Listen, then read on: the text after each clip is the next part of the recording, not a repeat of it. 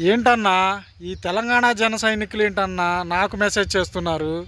తెలంగాణలో party office లేదంట, మేము ఎక్కడ ఆవిర్భావ దినోత్సవం జరుపుకోవాలంటున్నారు. అలా అడిగారా? ఇన్ని అడిగిన వాళ్ళు మీ వాళ్ళు అడగలేదా?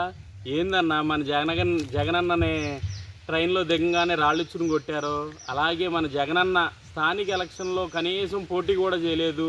సింగిల్ సింహం అని తొడగొట్టే జగనన్నే తెలంగాణలో పోటీ కూడా చేయలేదని ఈ ఒక్క విషయం నిన్ను అడగలేదరా? మా జన సైనికులు నీకు ఫోన్ చేసి లేదా మెసేజ్లు చేసి ఏందన్నా మాకు ఆఫీసు లేదు అని చెప్పని నిన్ను అడగటానికి నువ్వేమన్నా ఉంగమ్మవారా? నిన్ను కాదుగా అడగాల్సింది. అడిగితే పవన్ కళ్యాణ్నో పార్టీ ఆఫీసులో ఉన్న పెద్దలను అడుగుతారు. నువ్వేనా ఊకులో ఆఫీసర్ అని చెప్పి నిన్ను అడుగుతున్నారా?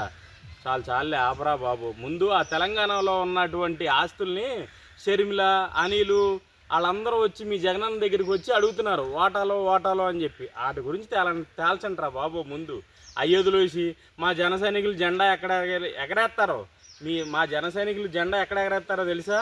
మీ జగనన్న పెట్టి అట్లా తిన్నగా ఎగరేస్తారో. 29లో కూడా మీరు మళ్ళీ పడుకుంటారు. మా జెండా రెపరెపలు ఆడుతూ ఉంటుంది తెలంగాణలో, ఆంధ్రాలో కూడా. ఓకేనా?